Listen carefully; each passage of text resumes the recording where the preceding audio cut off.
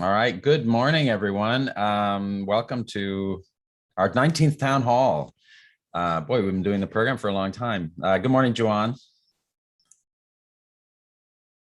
Oh, you're muted. You're muted.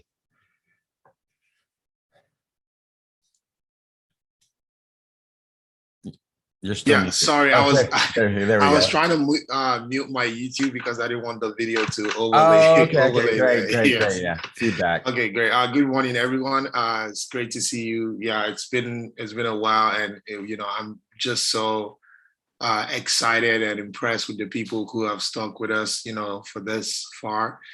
I think it's a really amazing thing, and just in general, my impression of people who are always wanting to just stick with something and get it done is always like, a lot of the time, I don't know, I feel like I'm losing my thought just because I'm so excited. But yeah, I feel like a lot of the time, a lot of people think like it requires a level of brilliance or just this high level knowledge. But from my experience is always like if you're able to just stick with something and show up every day and just get just one extra thing done, you know, that is almost like 95% will guarantee success. And I'm super Oh, excited for everybody. well, that is true. Like 90% of success is showing up. but Yeah. but yeah, I mean, yeah, people have been definitely putting in a lot of hard work, and I sat in on a couple of office hours last week, and that was great. I think our instructors were so helpful, and it was fun. It was fun to just kind of work through some problems that people were having in real time, and I'm anxious to see what people are working on. So I would say like we are at a kind of inflection point in our program now, Juwan. Like one of the things that we are, as an organization, we are always trying to evaluate what we're doing next, and we think at this point we are going to do kind of a little bit more reflection. And I think we sent out email to everybody in the program to describe what we're doing next. So I thought we'd go through that, and then we can talk about. I think the focus. I know like my focus is really turning more toward like what do we need to help people with so that they can actually get a job. Like the Yeah. successfully interviewing for a job. That is the ultimate goal of our program, and Yes. or get an internship or something like that. So there's a number of things we think we can help with that, and yeah, I was hoping to talk about that this morning.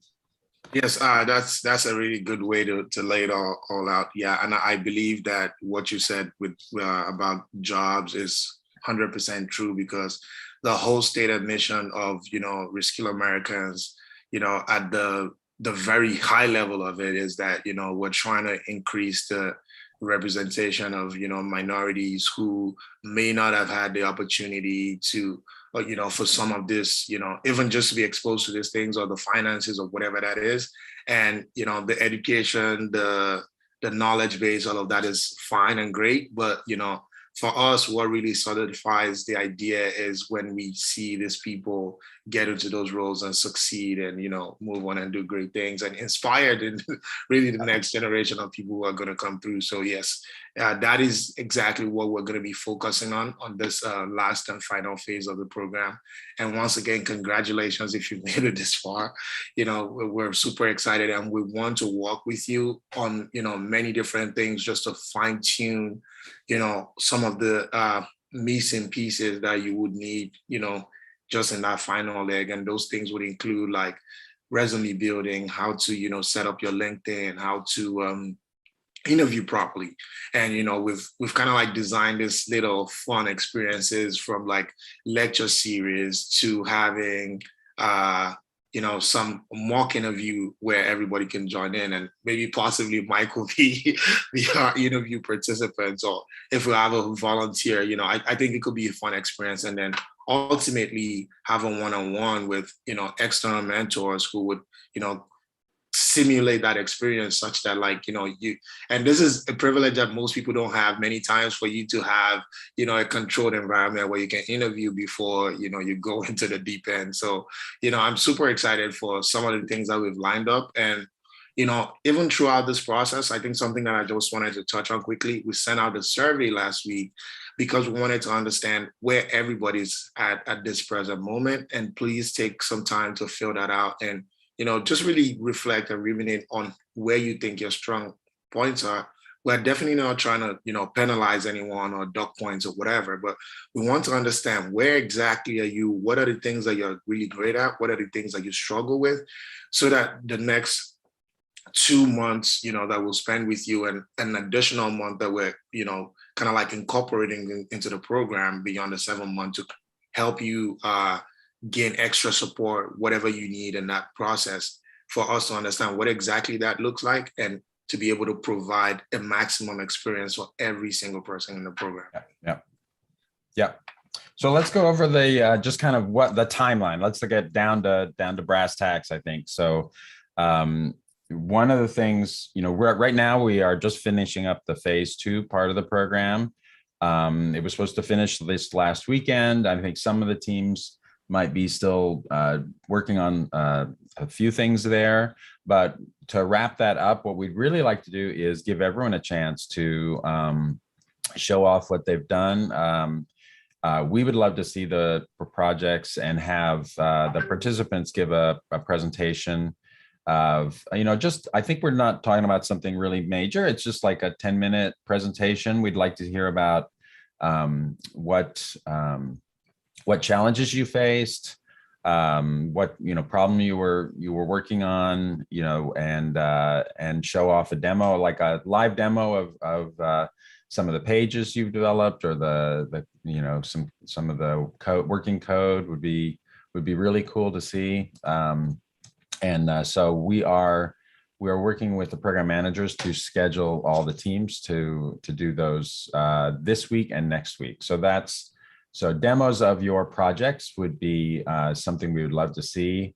And our plan, I think at the moment, is to do kind of group them into like groups of 3 or 4 teams, have an hour-long Zoom call for those teams. So you'll be able to see a couple other teams presentations in real time, and then participate with your team to present what you have done as well. So we would love to see that. And the other phase that's going on in the next 2 weeks is this kind of self-assessment or assessment of your skills. So that process has started, with the sending out of that letter that we wrote about the last part of the program, and what we think it will take to get you ready for interviewing and successfully interviewing for a job as an intern or as a new hire. So entry-level developer or designer. So what we're going to do with those assessments, I think, is we're going to try to do a lot more like one-on-one or individualized component, because I think that the experience that people have had in our program is pretty diverse in terms of where people were starting with their skill set and what they've had a chance to be able to do in participation in the projects and things like that. So we did want to just checkpoint with people where you're at individually. So the first step is to fill out one of those surveys, and we've had about 35 or so people fill them out already. So thank you. You'll be getting an email from us that you left with us in the survey to give you some times during the next 2 weeks where we are available to do a one-on-one conference with you. So what we'll do is we'll look at your responses in the survey, kind of look at the places where you've indicated that you think you could use some more, practice or whatever it is, and then we will kind of develop a plan for your phase 3 experience. Like what we recommend that you focus on, and we'll try to help you make that happen. So So that's over the next 2 weeks is that assessment period. So on August 23rd, which is 2 weeks from now, we are officially starting the phase 3 part of the program. And so that, as I've said, that'll be kind of individualized for different people. So one of the things that I think we'll be, the options are, some people would really like to do like a solo project. And ideally, it would be great if you had an idea of your own, that's something you wanted to build, and we can help scale it so that you could complete it in like a 2-month period. And we would give you mentorship and advice on a regular basis toward completing your project. So a solo project is one option. You could pair up with 1 or 2 other people in like small teams to work on a project that you're all interested in. That's also possible. I think for our designers, they're probably in pretty high demand. Like if there are other teams that are working on solo or team projects, just like in phase 2, some of our design students actually worked on multiple projects and helped out with designs across multiple teams. So that experience for them to actually work with multiple people is possible as well. I think that's a special case for our designers in the program. And there are also like some technical areas where I think some people have indicated that they still didn't feel like real confident with the experience that they have. So there's a couple areas, things we are recommending for that. One would be, there are some online classes that we've identified that are free or inexpensive that you could augment what you've done already in Reskill Americans with taking some of those courses to fill in some of the gaps. So that might be appropriate for some people. And there's also just like there are some coding practice sites. So one of the big kind of more scary aspects of like especially the software development role is the technical interview. And people tend to get scared of it, because it is something where you are going to be face to face with a person, and in real time they're going to be asking you to solve a problem and then write code that implements a solution to a problem. And so part of your success there is just being comfortable writing code a lot. So sometimes just more practice writing code, against some of these coding practice sites like HackerRank and LeetCode and things like that. So that might be something that people would do as well for phase 3 is work on that.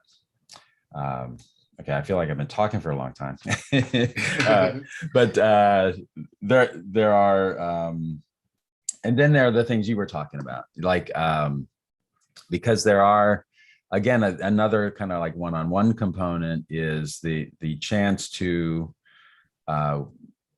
build your resume or work on your resume, like just getting it in shape so that recruiters will see your potential in your resume. I think it's important to know and understand how recruiters are seeing, in some cases, many hundreds of resumes for any job that they're hiring for.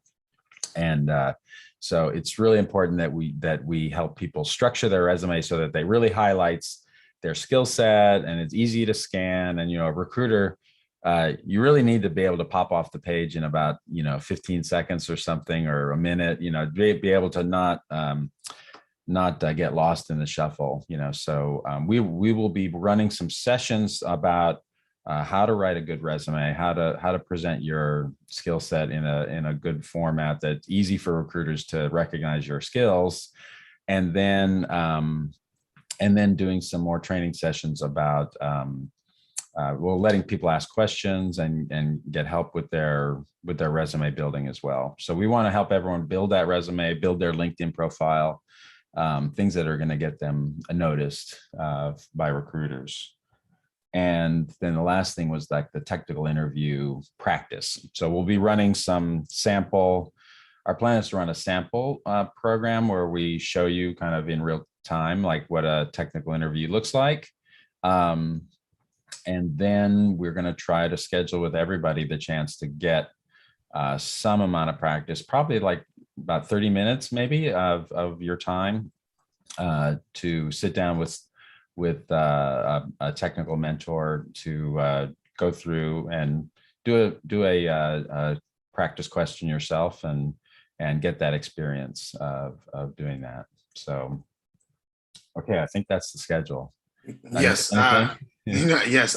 I mean, you've covered majority of, the things that we're going to be doing. I just also wanted to highlight some things. So, initially when we started the program, we were promised that we were going to, it was going to take 7 months, but, some contingencies arose where we had to have some extension for some people to finish our phase 1.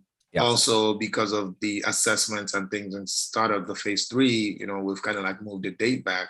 But I guess the good news is the fact that, because this is our very first cohort and we're learning things as we're going and we're changing things, the new structure of the third phase, which is the internship phase, has changed to accommodate some of the challenges that we've seen in the program, and as such has also allowed us to have more flexibility in our timing.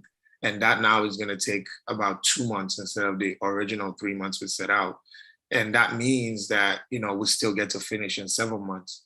However, like I said before, we want to be able to provide, support for an extra month after that, because, our assumptions are that, some people would already find opportunities either through Reskill Americans or other means, but some people might still need that extra guidance even like, a month after that. And even after that month elapses, it doesn't mean that we cut off all communications. Yeah, with you guys. No, at every point, we still want to have check-ins and, personalized help where we can. But, the entire structure that kind of like supports might not be there anymore, but like there will still be some skeletal structure in place that would help you still get some kind of value whenever you need it. And I guess to that point, something that I would also speak to is the fact that, you have worked with, other participants in the program. I think, if, and maybe it's something that we could facilitate, like an alumni network where we're constantly communicating, we're talking to each other, we're helping each other, find opportunities, find internships, jobs, whatever that may be, increase our skills, increase our potential. Because at the end of the day, I think like the biggest resource that you can have that can definitely boost your career is people, networks. Is super important. So even as we're moving towards rounding off the program, that is something that you have to keep at the back of your mind. And to Mike's point about like either doing individual or group projects, my preference personally, but again, you don't have to take my advice, will be to find 1 or 2 people who, have the same level of motivation and you with you and build something out.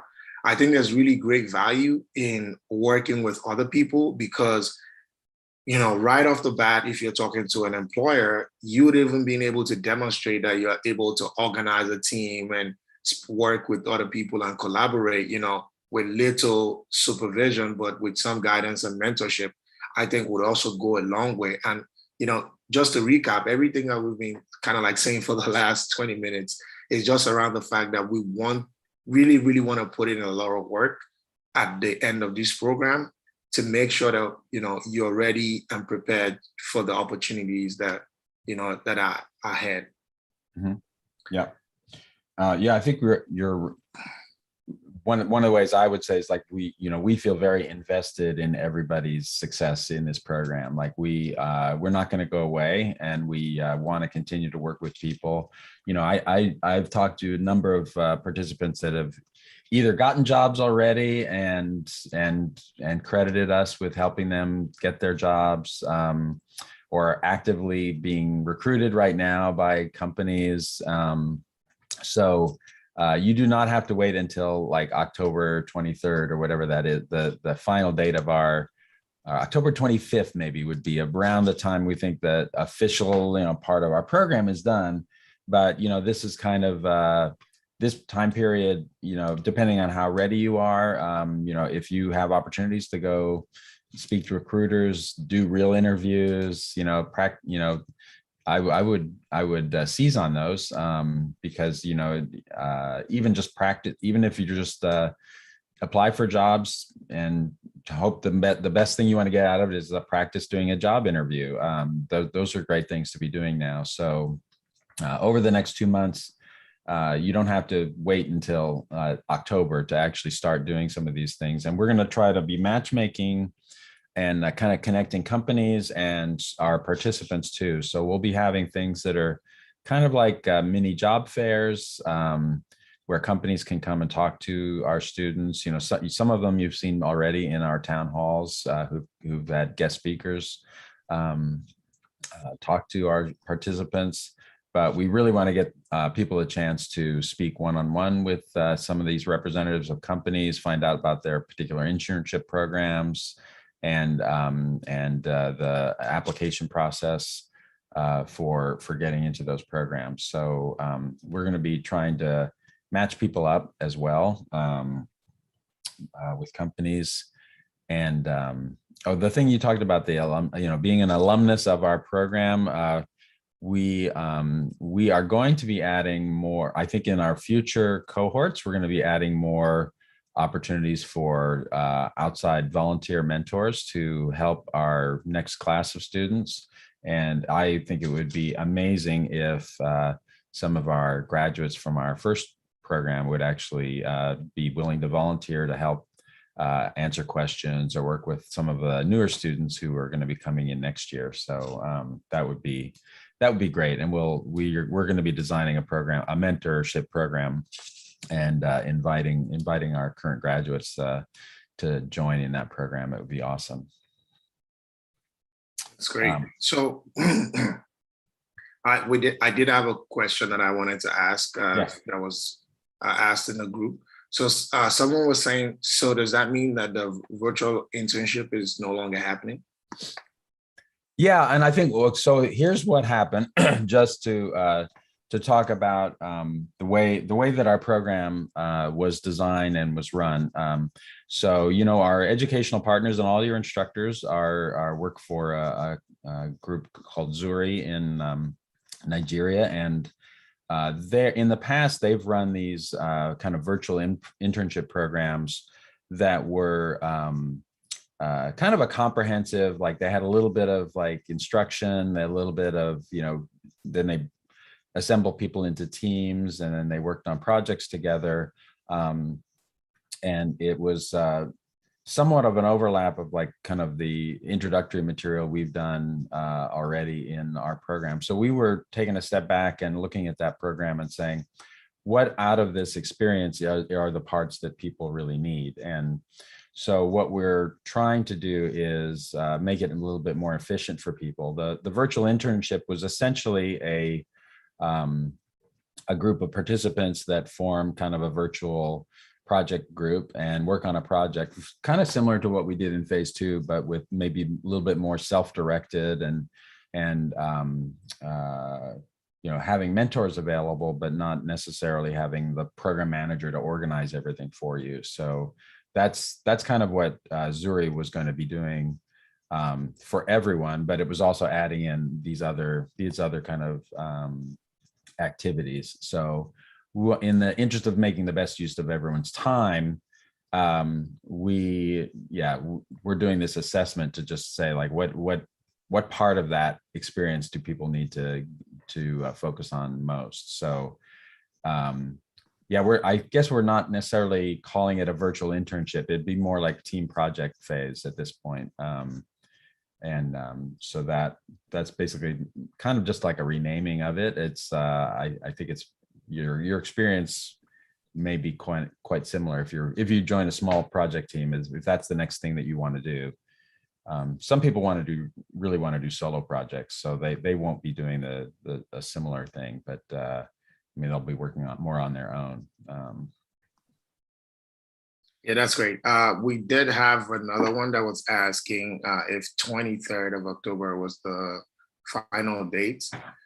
Tentatively in the document that I created, we're looking at either the 22nd because that would be 23rd because that's a Saturday. So that would either be 23rd or 30th. Those would be like the two main options. Yeah, yeah. But I'd imagine sometime in that week. Yeah, we have been a little bit flexible with our schedule. Hopefully that hasn't caused people problems. But yeah, we've nailed down the beginning of the program and we said that we think phase 2 should be about 2 months. I mean, sorry, phase 3 should be about 2 months long. So yeah, that's what we're planning on doing. So the end of our program will be quite close to the 7 months we initially told everyone that we were, was that like April, May, June, July, August, September, October. Yeah. So we started mid-March, I believe. And so, yeah, we will be ending around the end of October. Yeah, I see someone still mentioned something about the internship. And I feel like maybe for the next program, we probably should change the name because, I feel like a lot of people get a lot of misconception when the word internship is mentioned because they understand it in a traditional sense. But I guess the way the reason why they wanted to kind of like name it that was just to maybe get a level of seriousness from their participants. But again, the internship was always from the onset designed to be, part of the, it's not external, it's still internal to the program. So it's still a virtual internship. Yeah, that is still part of the training program. So it's not an actual job. It was just supposed to simulate what an actual job will be like. And that's kind of like why they named it that. But I guess maybe for the next, just to avoid the confusion and because again, like even we, I can't really blame anyone because I'm sure it took us like a couple of tries for us to fully understand what the internship was meant to do. Because initially we thought this was supposed to be external where people will get hired, but that is not the case. And we're sorry if anybody maybe got the wrong impressions about what that was. Yeah, exactly I mean, yeah, I am sorry about the miscommunication on our part. It's so yeah, going into this, virtual internship was the term we used, and I think what we were envisioning and what we've always been talked to Zuri about has been that it is a project-based, a project-based experience where the individual people are basically kind of running it themselves. They're taking more responsibility themselves for managing their work and working together and things like that. So that is the way the Zuri program was working. They used the term virtual internship, which we just carried forward. But I can see the for some of you, I see some disappointment. I'm sorry about that. I think if you feel that, an internship is the thing that you needed for your kind of work experience or resume building. Yeah, we would love to help you get an actual internship, at the end of our program or even during this phase 2.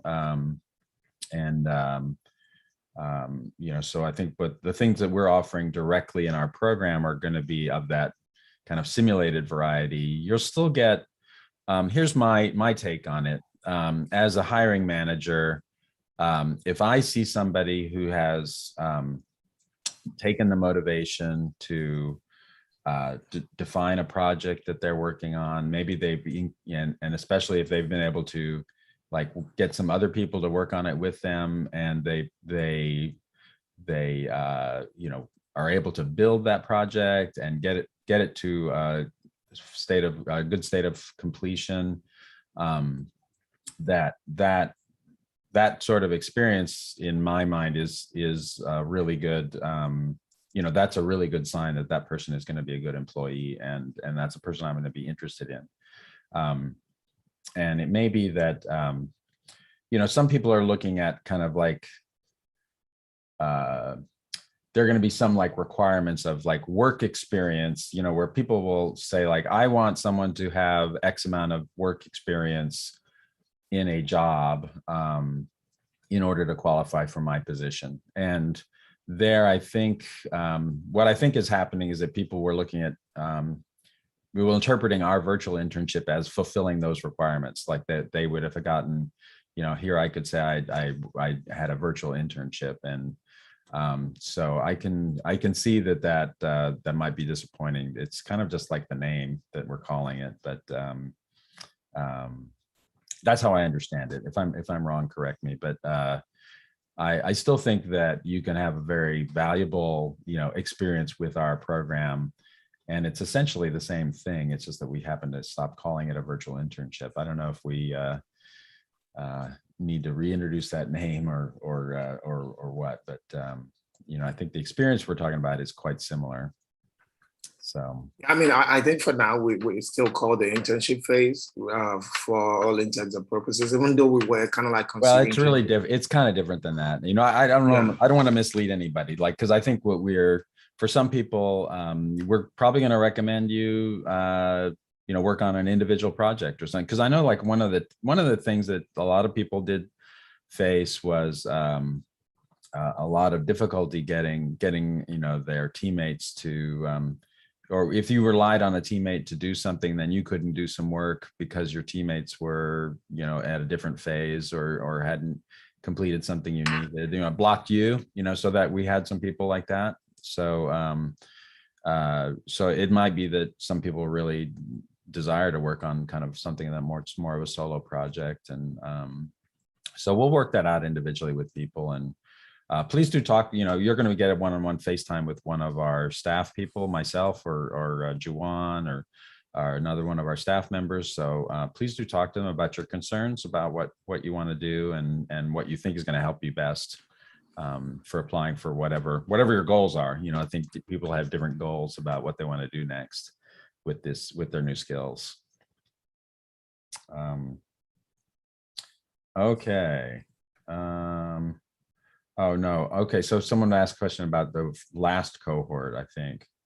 No, it's just like the company Zuri has been running programs similar to ours for 4 years in Africa. So that this is the first cohort of the Reskill Americans. I mean, this is the first time we've been involved in providing this sort of training to Americans. So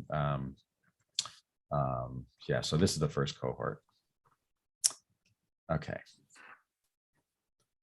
All right. I think someone was asking where the next cohort starts.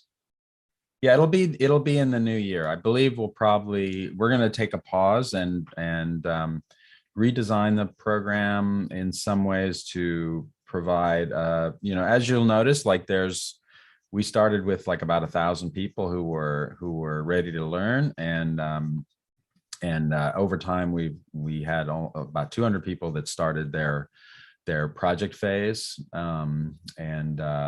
we had some attrition during the phase 2 as well. So we're trying to address the needs of people who dropped off earlier in the program. So we're going to be redesigning the program a little bit to have kind of more of an entry level phase that might be separate from the boot camp proper. So it's going to take a little bit of time for us to do that. So like I believe it'll probably start around January, February of 2022 is when we're looking at right now. We need that interval to kind of do some planning and get our new curriculum organized. Do we want to talk about, I would like to talk about a little bit about the content of the letter that we sent out as well, and just give people an idea of like where our head is at about, what it is that, people are looking for in hiring people, and to have, just kind of maybe communicate like what we think it takes to be successful in getting that first job.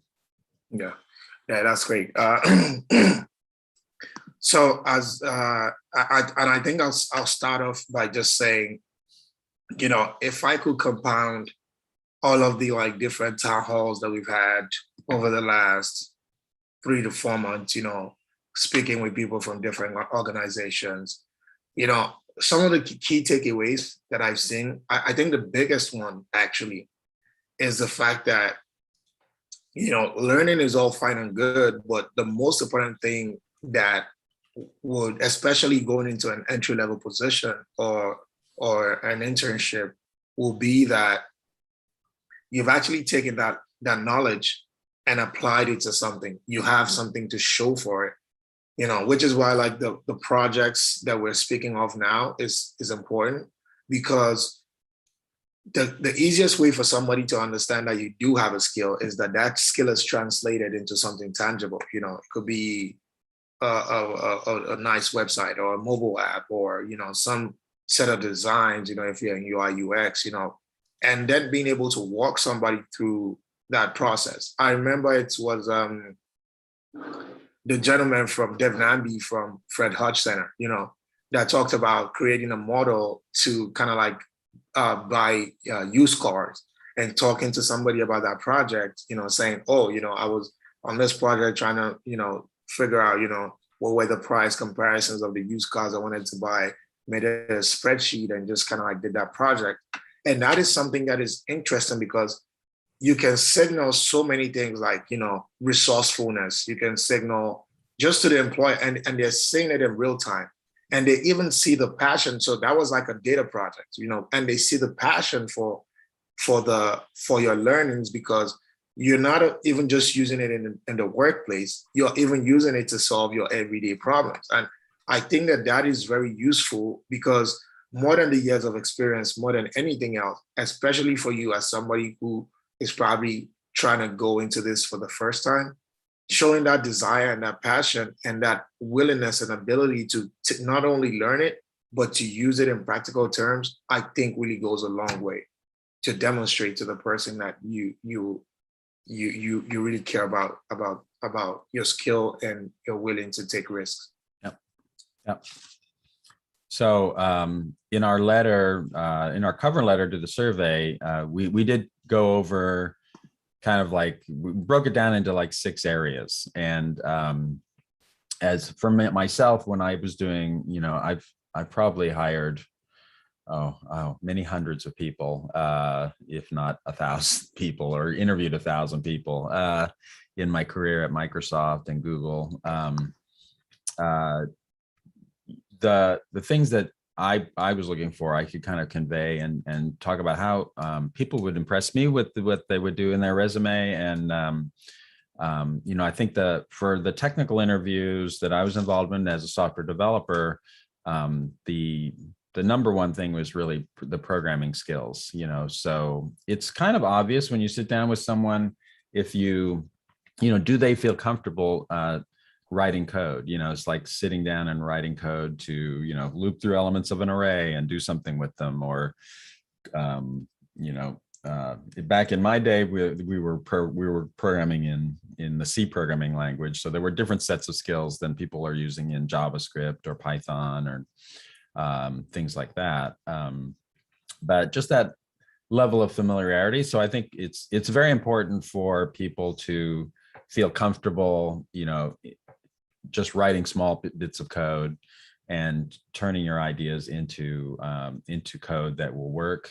As an interviewer, I was not testing like strict, syntax checking and things like that. But you do need to be enough, familiar with your language enough that you have no problem creating, new functions, passing parameters, working with arrays, working with dictionaries or objects, and things like that. So just that facility of programming as something that's very natural to you is super important.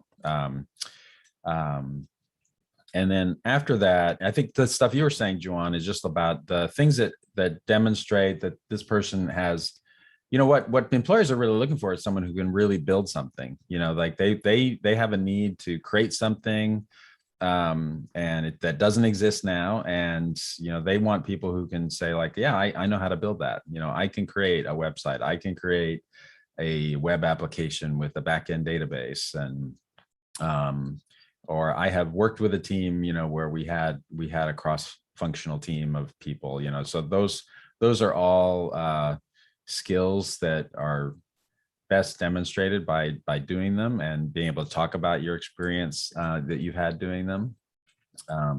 So the practical experience, and I think what we were trying to do with that virtual internship was to just add another layer of experience. But and I think that's still there in what we're currently planning to do with either solo projects or small team projects. You will have something that you can show off. You can say, I did this, I worked on this thing, and these are my contributions, and showing that you actually have that practical experience. So then after that, the last three things I identified are really more in a little bit less of the intangible skills. And I think they're still important. Showing that you can communicate well, that you can work with other people. You have had some experience kind of in art program. And I think many of you, in your life, before Reskill Americans, have had those work experiences, being able to relate to, how to work with a team and the problems that go along with working with other people sometimes. And, that is, I think, an important aspect as well. Kind of like in the enthusiasm category and just the attitude, like sometimes I remember coming across candidates who are just like so enthusiastic that you could tell that this is the thing they would love to do. They're not just punching a time card. They're really invested in like wanting to do this as their career. They're so excited about it that they do start their own personal projects. They have a curiosity about things to go off and learn new skills related to things they're interested in. And that kind of, I think that sort of infectious enthusiasm will go a long way to creating a positive attitude in your, interview process, where people say like, oh, I would love to work with this person because they are just so enthusiastic about, what it is that what we're doing. And I would love to have them on my team or work with them because they would be, I think everybody needs that sort of like enthusiasm in their team, and having people who are invested in that way is really great. And the last skill we talk about is kind of leadership and initiative. And that this is in the area of, again, it's kind of like finding people who are not just punching a clock. There are a lot of, the way I think about it is that, work in general has a lot of things that are not fun. And we all have to get through the parts of life that are not fun, and to have that kind of internal motivation and drive to get through the parts of the day that aren't as fun, or you're going to have weeks that are not going so well, and what is going to be the thing that's going to carry you through the other side. And so some of it was that enthusiasm and your attitude, but also I think being a type of person who doesn't necessarily have to be told exactly what to do, and can kind of come up with their own initiative, saying like, I think we really should be going this direction, or I feel so strongly about this that, like maybe I took some time over the weekend to work on something just as a test to see if this would be something that, our team could use in the future, so that's sort of like leadership and initiative quality is something that I know as when I was interviewing people, I would always be really wanting to make sure that this would be a type of person who wouldn't be just, someone that I would have to just direct constantly. They could work on their own. They could take some, broad direction and then run with it, and do something successful without needing a lot of hand holding.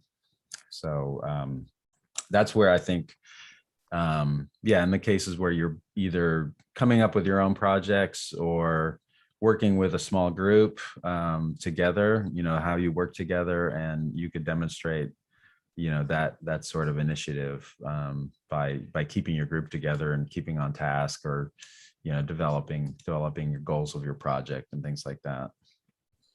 Okay, so we have two questions that I would like to put into one. So one person was asking, if we would, if we're still, introducing them to companies, and some other person was asking that we initially asked for work authorization, and like, would that not be necessary anymore? Because I think they're like two sides of the same question. Oh yeah, I mean, our focus is on getting people jobs in the U.S. So like our requirements for joining our program remain the same. Like we are as a nonprofit, our charter and our mission is to help underrepresented minorities who are working in the United States, and that's just our focus. So like we're going to continue to have that as a requirement to join our program. And because, sorry, I just also wanted to chip in, because ultimately, so to the second question is that, after we do the resume building and we do the interview prep, we also intend to have company fairs, because I think people didn't really catch that. So some of the partners that have indicated interest in hiring some of the participants are going to be coming on like different days to kind of like present the opportunity that exists within their companies and invite participants who, feel qualified for their specific roles to apply. And I'm guessing that they'll take it on from there to maybe one-on-one interviews or follow-ups or whatever that would look like. But that is something that we intend to do, and that is why all of the other things that we've set up, to do in the program will kind of like walk in tandem. You can expect the company fairs come like maybe because we're looking at roughly 8 to 9 weeks. So the companies we intend to get in at somewhere around the 4th, 5th week mark, where we've already covered some of the basics that you need to make that conversation worthwhile for both you, the participants, and the companies who are going to be talking to you. So in terms of like getting ready with your resume, being in proper shape, your LinkedIn profile, all of the things that will essentially make you look good, when you start talking to them. Yeah, we definitely wanted to provide, make sure the resume the resume building part of our program will be coming before we do the kind of company job fairs, or that whatever that may be, which is probably going to be a series of like meetings with companies who will be able to chat with individual people, or are going to breakout rooms and talk to people and talk about their program and their internship programs. So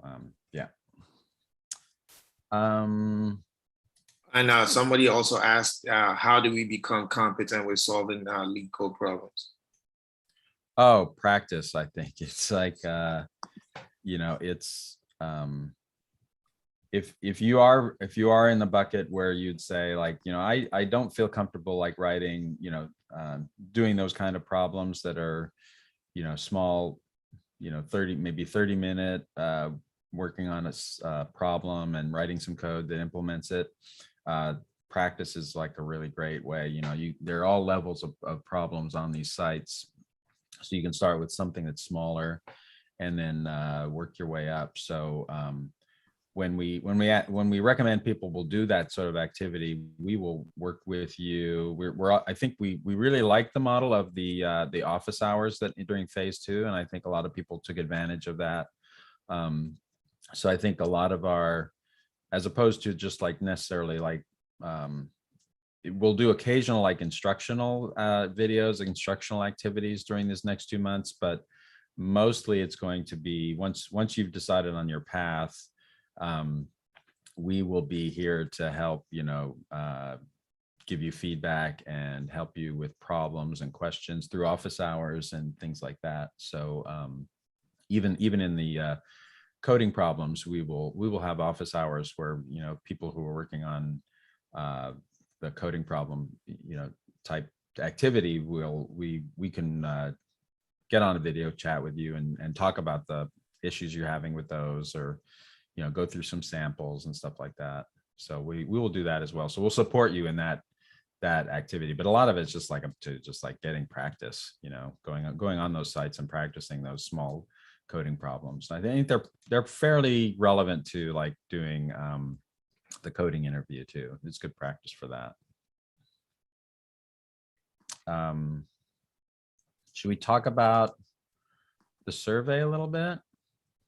Yes, I think we need to, because we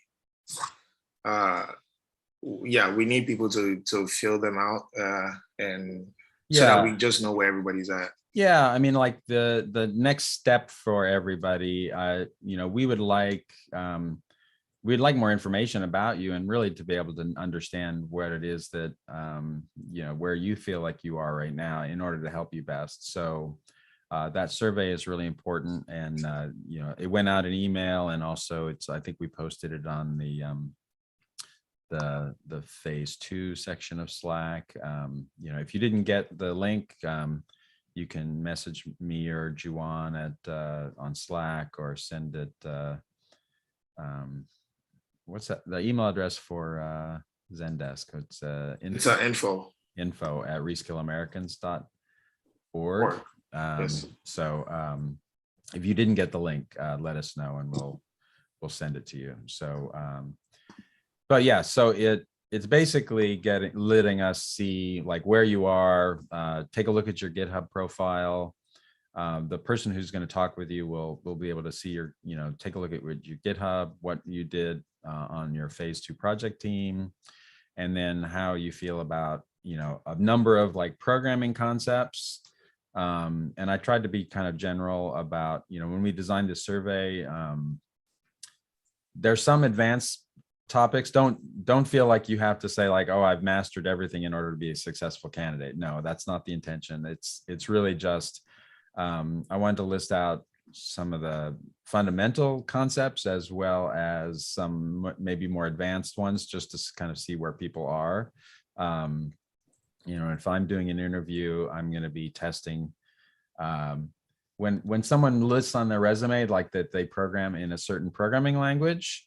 That kind of opens the door for the interviewer to say, oh, okay, let's, how would you do this in that language? They're going to be testing you, because, people can list anything they want on a piece of paper. But they really want to see confirmation that I believe that this person has written code in that language and is very familiar with the way that, the paradigms of programming in that language work. So I tried to list several things that would be concepts in a language, and some of them are more advanced than others. And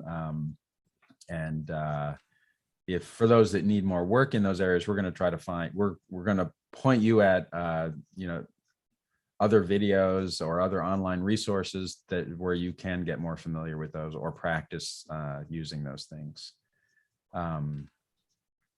There was a section in the survey about just kind of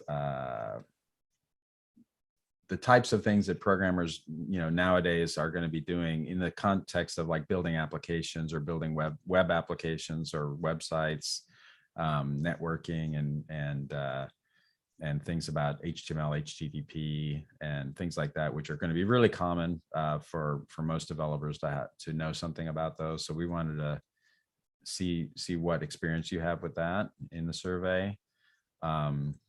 And HTML and CSS is like a big part of our program. I think our front end group is our biggest group, and just to see where, how far your comfort level is on different aspects of HTML, from like building single pages to like how do you feel, how do you feel your experience has led you to like designing the navigation for a whole site, and then working with a lot of the different constructs that are in modern HTML. So we asked some questions about that, and some things about the HTTP protocol and the browser programming environment,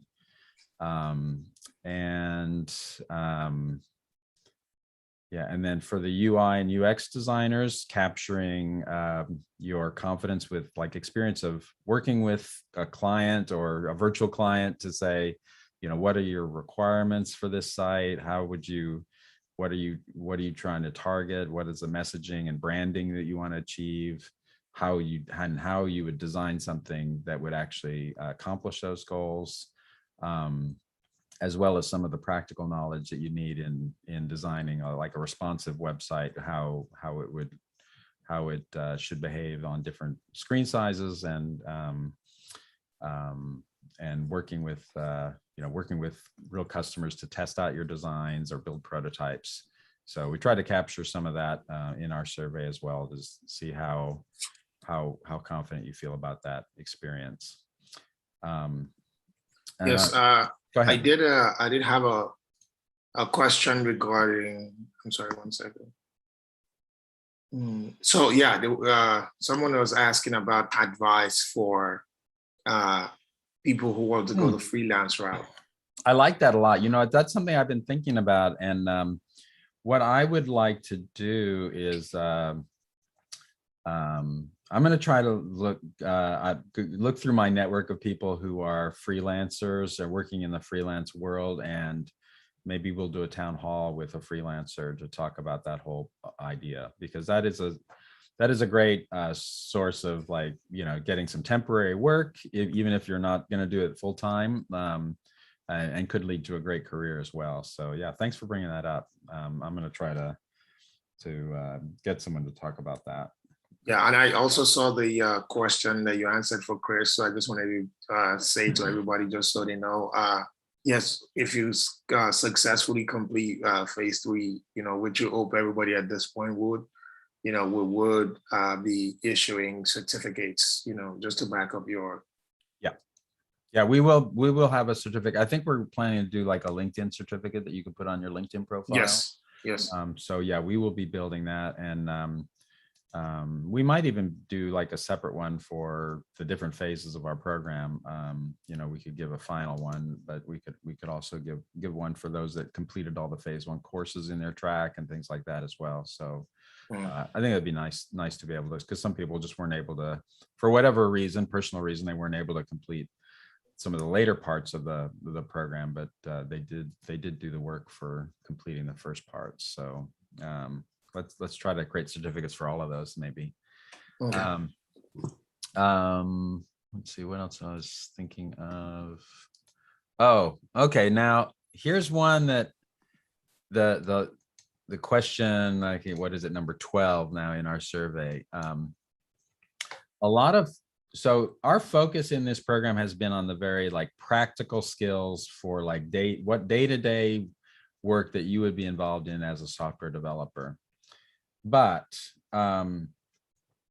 there is kind of a strong current among some hiring companies of testing what I would call kind of computer science questions, computer science-like questions. Some of it's kind of historical, and when I think about it on the practical side of things, as a software developer in my daily life, it's not often that I'm like writing like these advanced algorithms, really. But it remains kind of like a test of developers, that you are aware of these issues and that you have some familiarity with them. So like things like big O notation, like when you're looking at the performance of code, some employers are going to want to know, like, do you know that this is a linear algorithm? Is it O of n, or is it a logarithmic algorithm, O of log n, or is it a n squared algorithm? What is the performance of your code going to be? If you have n elements in a list, how long is it going to take to search through all the elements of the list?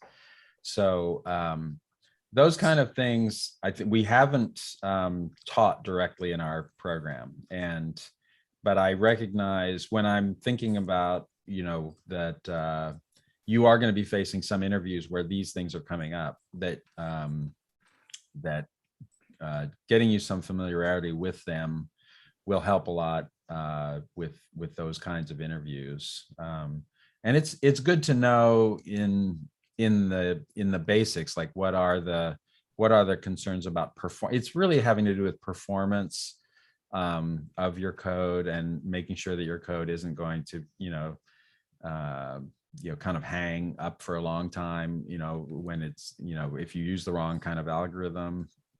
And and I think we can provide some more like either videos, or we can do some videos, or we can do some sessions where we talk about these things, and just give people a little bit more basics of the kind of computer sciencey like topics that might come up in the context of a job interview. So yeah, and I know a lot of people have responded that they're not as familiar with some of those. I'm looking at some of the results that are coming back already. There's not very many of our participants that have a lot of confidence in their or practical experience about some of the stuff. Maybe like 20% of people feel that they could define and talk about the different things that I mentioned there, but most people are not as familiar with all of those things. So if you do imagine like you were going to interview at some place like a Google or an Amazon or a Microsoft, I know from experience that those companies will expect some familiarity with some of these concepts. Like I said, I personally don't feel like they're a part of like a practical day-to-day life of what I experience as a software developer, but there's still the expectation that you have been exposed to those things, I guess. So yeah, and someone was asking about, if we would create a different option for UI UX participants, that because this current survey doesn't fully serve their needs.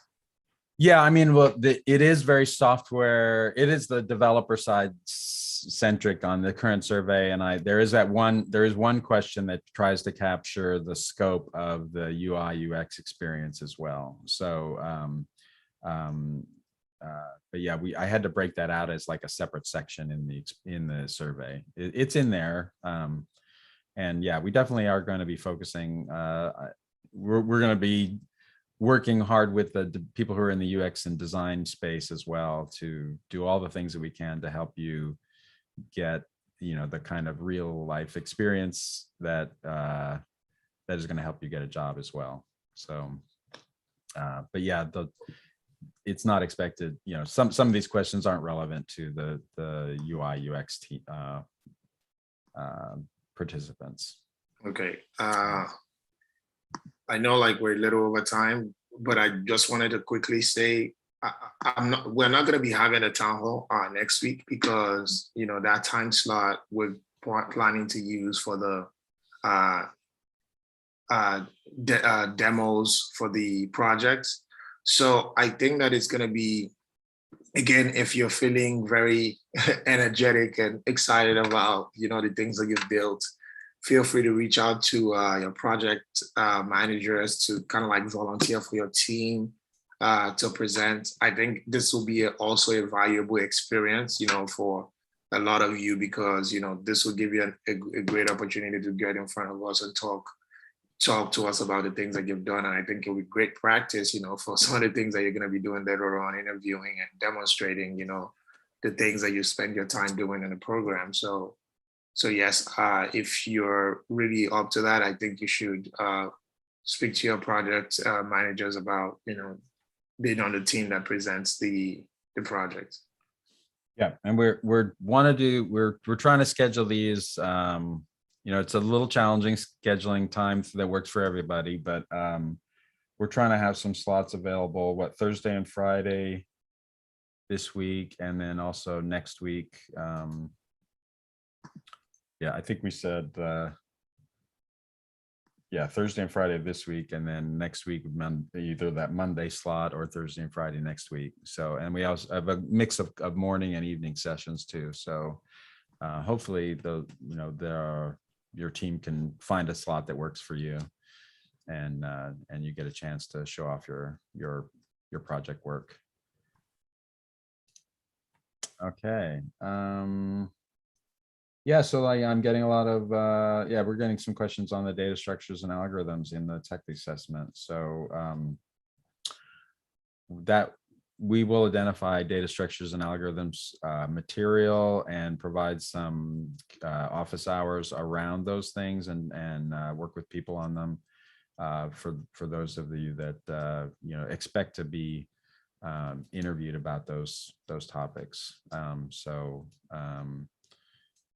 Yeah, we will do that, because I think it's been identified as something that is something that's going to be important for a set of people that are on some of their interviews. Okay. That's all I had on my plan to talk about today, and so I'm looking forward to seeing some demos and talking with a lot of you. So I'm going to be starting sending out email today.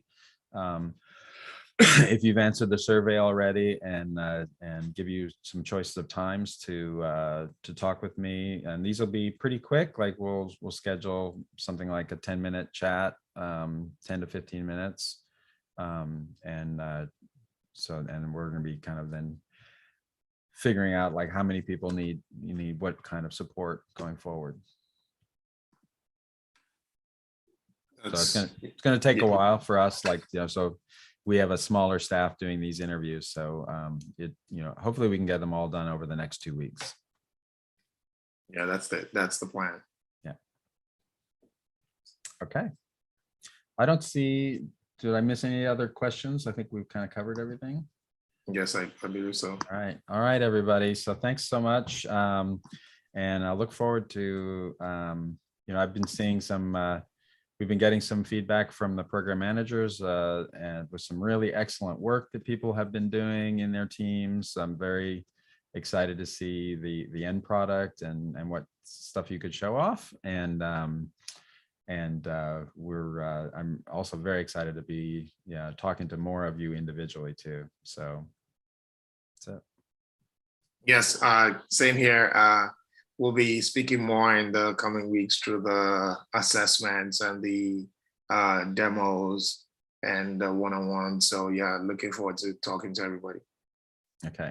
All right. Bye, everyone. Bye. All right, see you.